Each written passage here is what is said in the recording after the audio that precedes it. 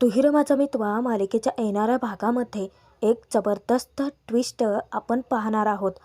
प्रेक्षकांनो, नुकताच एक नवीन promo release झाला आहे आणि त्यामध्ये आपल्याला बघायला मिळतंय की राकेश अचानकच ईश्वरीच्या समोर आला आहे. म्हणजेच तो राजेश शिर्केंच्या घरी अंजलीची भेट घ्यायला येतो आणि नेमकं राकेशचा खरा काळा चेहरा ईश्वरीच्या समोर येतो आणि तिला जबरदस्त धक्काच बसतो. त्या क्षणी अचानक ती बेशुद्ध पडते. राकेशचं सगळं सत्य सांगून अर्णव तिला आता वेडीत सावध करणार आहे आणि राकेशचा खरा काळा चेहरा समजता क्षणी अर्णवने ईश्वरीसोबत लग्न का केलं याचं महत्त्वाचं मोठं कारण नेमकं ईश्वरीच्या समोर येणार आहे आणि तिथेच होणार आहे सगळ्यात मोठा धमाका. पण आता राकेशचा खरा चेहरा अर्णव ईश्वरी एकत्र अंजलीच्या समोर आणतील का? पण तो कसा आणतील ते आपण पाहणारच आहोत. त्यासाठी हा व्हिडिओ शेवटपर्यंत नक्की बघा आणि हो, आपल्या चॅनलला सबस्क्राईब करायला विसरू नका, कारण इथे तुम्हाला तुहिर माझा मितवा मालिकेचे पुढचे ट्विस्ट बघायला मिळते. राकेशने ईश्वरीशी लग्न करण्यासाठी अतोनात प्रयत्न केला, परंतु त्याचा काहीच फायदा होत नाही. शेवटी ईश्वरी ही अर्णवचीच होते आणि त्यानंतर राकेश हा खुशाल दारूमध्ये बुडालेला असतो. त्यातून नमूचा सुद्धा त्याच्यावरती प्रचंड संशय वाढतच चाललेला असतो, कारण हळूहळू त्याची सगळी कारस्थानं नमूच्या लक्षात येत चाललेली असतात की हा राकेश काही चांगला व्यक्ती नाही आहे. एका अर्थाने राकेशसोबत ईश्वरीचं लग्न नाही झालं तेही बरंच झालं असं तिला सतत वाटत असतं.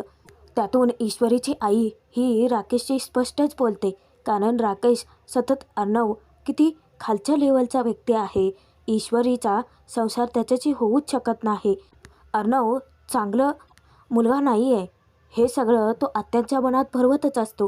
पण त्याचा तोही प्लॅन सपशेल फेल ठरतो, कारण ईश्वरीची आई सुप्रिया ही राकेशला स्पष्ट सांगून टाकते की ईश्वरीचे बाबा आता जोपर्यंत बरे होत नाहीत तोपर्यंत तर त्या काहीच निर्णय घेऊ शकत नाही. आणि आता ईश्वरीचं लग्न झालं आहे तेही अर्णवशी. आता बाकी सगळ्यांना जरी मान्य नसलं तरीसुद्धा ईश्वरी आता अर्णवची बायको आहे, त्यामुळे ते लग्न मोडून मी तिचं लग्न तुमच्याशी करूच शकत नाही.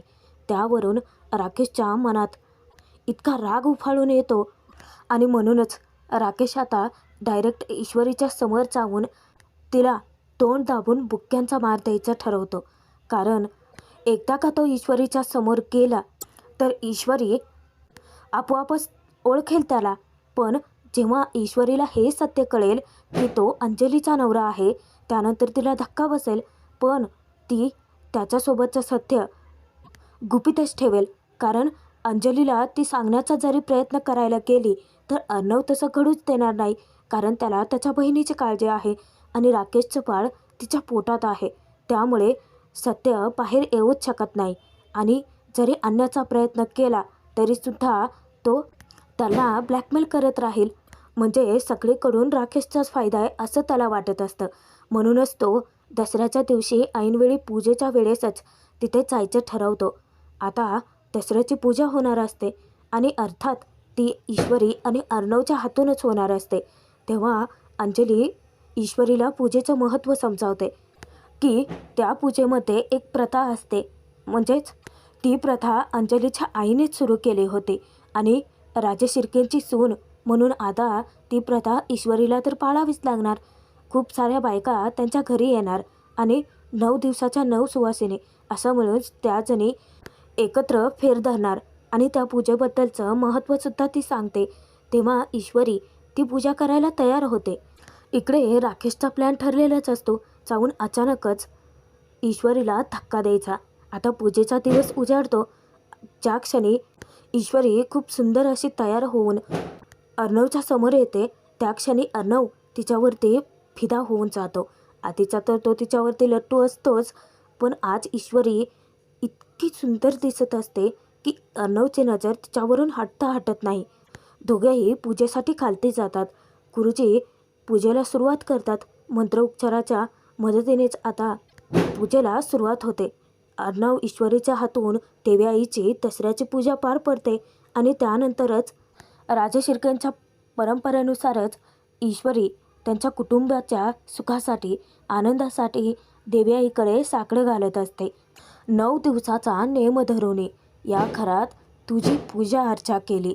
9 दिवसाचा उपवास करून घरात तुझी स्थापना केली. आई भवानी सदैव तुझा आशीर्वाद आमच्या घरावरती राहो. या घरावरती कधीच कुठले संकट न येवो. आणि आई राजा उदो आईचा उदो करतच आता सर्व बायका ठरल्या प्रथेप्रमाणे आपल्या हातामध्ये ते मडकं घेतात आणि सगळ्याच जणी फेर धरत असतात. अचानकच खूप मोठं वादळ त्या घराच्या दिशेने येतं. ते म्हणजे राकेश नावाचं राक्षसी वादळ. राकेश घरात तर शिरतो आणि अचानकच ते त्यातलंच एक मडकं घेऊन त्या सगळ्याच जणीसोबत फेर धरायला लागतो. आता घरामध्ये की धूप दीप लावलेला असतो, त्यामुळे त्या धुपाचा जिकडे तिकडे धूर पसरलेला असतो. तरीसुद्धा राकेशचा चेहरा अंधुकसा ईश्वरीला दिसत असतो आणि तिला कळून चुकतं की तो दुसरा तिसरा कोणी नसून राकेशच आहे. पण फेर धरत असल्यामुळे तिला काही बोलताच येत नाही. पण ज्या क्षणी फेर पूर्ण होतो त्या क्षणी अचानक राकेशचा चेहरा दिसतो आणि वल्लरी मोठ्यानेच ओरडते की जावई बापू तुम्ही. तेव्हा ईश्वरी धक्क्याने तिच्याकडेच पाहते. आता अंजली धावत जाऊन जेव्हा राकेशला घट्ट मिठी मारते तेव्हा तर ईश्वरीच्या पायाखालची जमीनच हादरते. आता अर्णवला सगळं सत्य माहिती तर असतंच. इकडे अंजली विचारते की अहो तुम्ही असे अचानकच कसे आलात. तेव्हा राकेश ईश्वरीकडे नजर रोखत म्हणतो की राणी सरकार, म्हटलं सरप्राईज द्यावं तुम्हाला. कसं वाटलं सरप्राईज. तेव्हा त्याच्या मिठीत असणारी अंजली म्हणते की खूप आवडलं मला. किती दिवस झालं मी तुमची वाट पाहत होते. तेव्हा ईश्वरीला धक्का बसतो आणि ती मनातच विचार करते की म्हणजे राकेशच राजेश आहेत.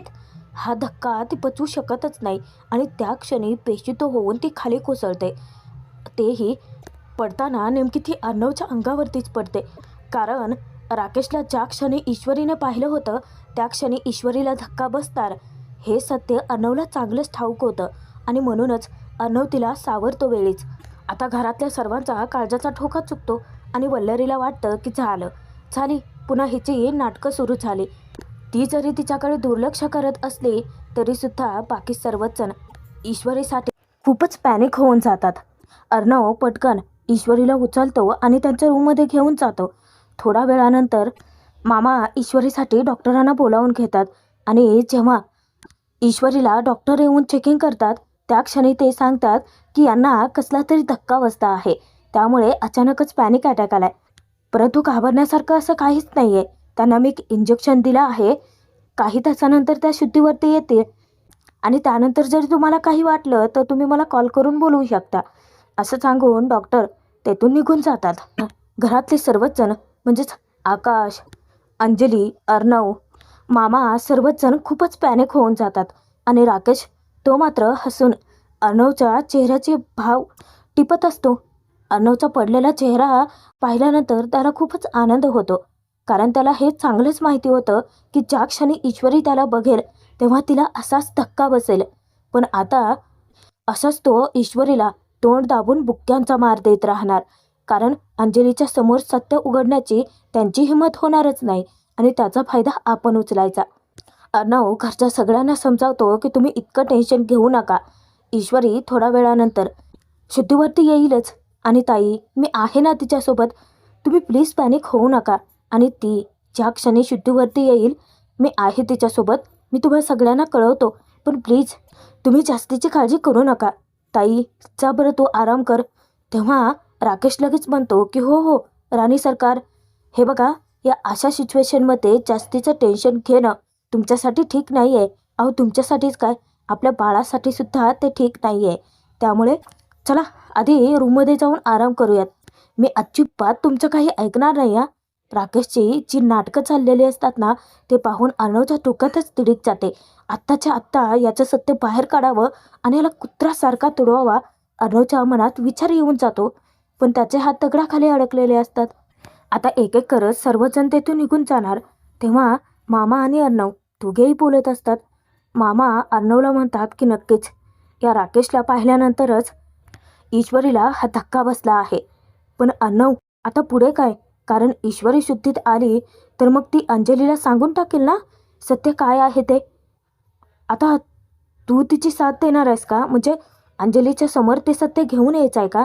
तेव्हा अर्णव म्हणतो की नाही मामा, आपण हे सत्य असं अचानक समोर नाही आणू शकत. आणि ताईच्या तर बिलकुल नाही. ईश्वरीच्या समोरच सत्य आलं तर तिला अचानक पॅनिक अटॅक आला. तिची अवस्था बघताय ना काय झालंय. ताईच्या बाबतीत मी इतकी मोठी रिस्क नाही घेऊ शकत. आणि राहिला प्रश्न मिस इंदोरचा, तर मी तिची समजूत घालेनच.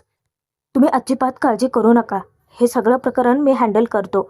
आणि तेव्हा अविनाश मामासुद्धा निश्चिंत राहतात. आता तेही तेथून निघून जातात. इकडे अर्णव ईश्वरी शुद्धीवरती येण्याची वाट पाहत असतो. त्याच्या डोळ्यातून अश्रू येतात. ईश्वरीची अवस्था त्याच्या डोळ्याने त्याला पाहावत नसते. पण ज्या क्षणी त्याच्या डोळ्यातले 2 थेंब अश्रू ते ईश्वरीच्या हातावरती पडतात, त्या क्षणी अचानक तिला शुद्ध यायला लागते. आणि आता कुठे अर्णवचा जीव भांड्यात पडतो. ईश्वरीला शुद्धीत आल्याचं पाहून तो खूप खुश होऊन जातो. पण ज्या क्षणी ईश्वरी खाडकन डोळे उघडते, त्या क्षणी तिच्या नजरेसमोर फक्त राकेशचा चेहरा उभा राहतो. आणि ती ताडकन उठते. ती थोडं पुढे जायला लागते. तेव्हा अचानकच अर्णव तिला म्हणतो की राकेशला जा विचारायला जातेस. तेव्हा ईश्वरी थांबते, थबकते आणि धक्क्याने मागे वळून पाहते. ती अर्णवकडे अशा नजरेने पाहत असते की जसं अर्णवला सगळं सत्य माहिती आहे की काय, असा विचार तिच्या मनात येतो. तेव्हा अर्णव म्हणतो की मी तेच विचारतोय, राकेशला जा विचारायला चाललेस. मला कळतंय की तुझ्या मनात आता काय विचार चालू आहेत. पण मिस इंदोर, प्लीज माझं ऐक. मी काय सांगतोय ते नीट ऐक. आणि त्यासाठी हवं तर मी हात जोडून तुझ्या पुढे रिक्वेस्ट करतो. तेव्हा ईश्वरी म्हणते की नाही, मी आता असं थांबू शकत नाही. या राकेशने माझी फसवणूक केली आहे. आमच्या घरच्यांची फसवणूक केली आहे. आणि अर्णव सर, सत्य माहिती असूनसुद्धा तुम्ही काहीच न घडल्यासारखे रिॲक्ट कसे काय करू शकता? तुम्हाला कळत नाही आहे का? अहो, सगळ्यांची फसवणूक करतोय हा माणूस. त्याला आत्ताच्या आत्ता अद्दल घडवणं आणि त्याचा खरा चेहरा सगळ्यांच्या समोर आणणंच जास्त महत्त्वाचं आहे. ते काही ऐकूनच घेत नाही. त्या क्षणी अर्णव मोठ्यानेच जाणारे ईश्वरीला म्हणतो की तू जर सत्य सांगितलं तर मग माझ्या ताईची अवस्था काय होईल? तेव्हा ईश्वरी घाबरते, मागे वळून पाहते. आणि नकळत तिच्या मनात विचार येऊन जातो की हो, हा राकेशच राजेश आहे, म्हणजेच अंजलीचा नवरा. आणि अंजली सध्या प्रेग्नेंट आहे. सत्य तिला माहितीच नाही आहे. आणि जर ते सत्य तिच्या समोर आलं तर ती घाबरून जाते. तिचं फार अवसानच कळून पडतं. अचानक रडायला लागते. अर्णवला तिला कसं समजवावं काही कळत नसतं. तरीही तो तिला आधी रडून घेऊ देतो. नंतर तो तिला शांत करतो आणि सगळी परिस्थिती ईश्वरीला समजावतो. मिस इंदोर, तुला वाटत असेल ना की मी सत्य माहिती असूनसुद्धा माझ्या ताईला का नाही सांगितलं? तर ऐक, हे सत्य मला खूप आधी कळालं होतं. आणि त्या राकेशचा खरा म्हणजेच राजेश जिजूंचा खरा चेहरा जाणून घेण्यासाठी मी माझी काही माणसं त्याच्या मागावरती पाठवली होती. पण 2-3 वेळा त्यांची नजर चुकवून त्याने त्याचे काळे कारनामे तसेच चालू ठेवले होते.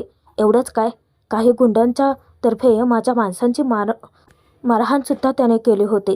आणि ज्या क्षणी मला कळलं होतं ना की याचंच लग्न तुझ्याशी होतंय, त्या क्षणी तर मी खूपच टेन्शनमध्ये होतो. मला कळतच नव्हतं की मी काय करू. एकीकडे माझ्या घरचे मला फोर्स करत होते लावण्यासोबतच्या लग्नासाठी, आणि दुसरीकडे मला तुझी काळजी वाटत होती. सतत मी तुझी काळजी करतो म्हणूनच मी माझ्या घरच्यांची कितीतरी बोलणी खाल्ली आहेत. पण खरं सांगतो, माझं तुझ्यावरती खूप प्रेम होतं. आणि त्याच्यापेक्षाही जास्त माझं माझ्या ताईवरती प्रेम आहे. मला माहिती आहे की हे सगळं तू नक्की समजून घेशील. तू मला समजून घेशील. जर का राकेशचं लग्न तुझ्यासोबत झालं असतं ना मिस इंदोर, तुझं पूर्ण आयुष्य, तुझी पूर्ण लाईफ खराब झाली असते. आणि ते मला नको होतं. कारण आधीच त्या माणसाने माझ्या ताईची लाईफ खराब करून टाकली होती. आणि त्या माणसाचा खरा चेहरा माहिती असूनसुद्धा मी तुझी लाईफ अशी धोक्यात टाकू शकत नव्हतो. आणि तुला माहिती आहे, मला सत्य कळलं हे त्यालासुद्धा माहिती आहे. आणि या घरात अजून एक व्यक्ती अशी आहे ज्याला राकेशचं सत्य माहिती आहे. ईश्वरी धक्क्याने विचारते की कोण? तेव्हा अर्णव मामांचं नाव घेतो. मामा आणि मी, आम्ही दोघांनी खूप सारी प्लॅनिंग करून तुझ्यासमोर राकेशचा खरा चेहरा आणण्याचा खूप प्रयत्न केला. पण प्रत्येक वेळेस डाव फसत गेला. आणि तुझ्या मनात फक्त आणि फक्त माझ्याबद्दल गैरसमज पसरत गेले आणि तू माझा सतत तिरस्कार करत राहिलीस. मग माझ्याकडे दुसरा काही ऑप्शनच नव्हता. मला अशा पद्धतीने तुझ्याशी लग्न करावं लागलं. हे बघ मिसिंदूर, तुला वाटत असेल की मी तुझ्याशी लग्न करून तुझ्या लाईफवरती कब्जा केला आहे, तर असं बिलकुलच नाही आहे. मला राकेशच्या तावडीत तुला जाऊ द्यायचं नव्हतं. तुझी लाईफ खराब होऊ द्यायची नव्हती. पण आता तुला वाटत असेल की हे सत्य माहिती असूनसुद्धा मी अंजली ताईला त्याच्या जाळ्यात कसा ठेवतोय. तेव्हा ईश्वरी म्हणते की हो, मला प्रश्न पडलाच आहे. मग उत्तरही द्या. तेव्हा अर्णव सांगतो की मिसिंदूर, ज्या क्षणी मला राकेशचं सत्य कळलं होतं ना, त्या क्षणी मला दुसरं एक सत्य कळलं होतं. ते म्हणजे माझी ताई प्रेग्नेंट असल्याचं. राकेशचं मूल तिचं पोटात आहे. पण मला डॉक्टरांनी सांगितलं होतं की ताई परत असा मोठा धक्का सहन नाही करू शकत, कारण तिच्या ते सगळं जीवावरही पेटू शकतं. तशी विचित्र परिस्थिती राकेशने निर्माण करूनच ठेवली होती. एकीकडे मला तुझी लाईफ खराब होऊ द्यायची नव्हती आणि दुसरीकडे मी ताईला सत्यही सांगू शकत नव्हतो. माझं मधल्यामध्ये मरण होतं, पण मी माझा विचार नाही केला. मी फक्त राकेशच्या जाळ्यातून तुला सोडवलं आणि आता मी माझ्या ताईला सुद्धा नक्की सोडवणार. तेव्हा अचानकच ईश्वरी म्हणते की मी नाही, आपण. त्या क्षणी अर्णव तिच्याकडे वळून पाहतो तर ती ईश्वरी म्हणते की हो सर, आपणच. आपण दोघे मिळून त्या राकेशचा खरा चेहरा सगळ्यांसमोर आणू आणि फक्त चेहरा समोर आणायचाच नाही, तर त्याला त्याच्या गुन्ह्यांची शिक्षा मिळवून द्यायची. काय माहिती माझ्यासारखेच अजून कित्येक जणांची आयुष्य त्याने बर्बाद केली असली तर. आता त्याच्या जाळ्यामध्ये एक अंजली अडकली आहे. आपल्याला दुसरी अंजली अडकू द्यायची नाही आहे. ठरलं तर मग आपण दोघेही मिळून राकेशचा खरा चेहरा समोर आणायचा आणि त्याला शिक्षाही मिळवून द्यायची. ईश्वरी ज्या क्षणी स्वतःचा हात पुढे करत म्हणते, त्या क्षणी अर्णवसुद्धा तिच्या हातावर हात टेकतो. अर्णवला एका गोष्टीचं समाधान असतं की ईश्वरीने त्याला समजून घेतलं, त्याची परिस्थिती समजून घेतली आणि एवढंच नाही तर ती त्याच्यासोबत त्या परिस्थितीमध्ये खंबीरपणे उभी राहिली. यालाच तर प्रेम म्हणतात. पण आता एक प्रश्न उरतोच, राकेशचा खरा चेहरा ते दोघे अंजलीसमोर कसे घेऊन येतील आणि पुढे नक्की काय घडेल? पुढचे ट्विस्ट बघणारच आहोत, तेही आपल्या चॅनलवरती.